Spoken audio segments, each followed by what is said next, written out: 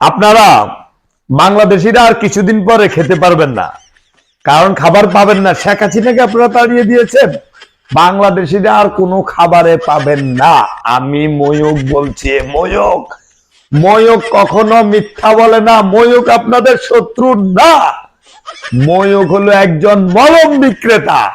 কারণ আমি যদি মলম বিক্রি না করি, বাংলাদেশের প্রত্যেকটা মানুষের চুলকানি হবে, এটা আপনারা আমার থেকে জেনে নিন। বাংলাদেশের যাদের বেশি চুলকানি তারা জানে ময়ূক কে। ময়ূক ছাড়া চুলকানি ওয়ালা রোগীদের কোনো রকম নিস্তার নেই। ময়ূক জানে কি মলম দিলে কি ধরনের চুলকানি সারে। এই ময়ূকের কারণে আজ বাংলাদেশ বেঁচে আছে।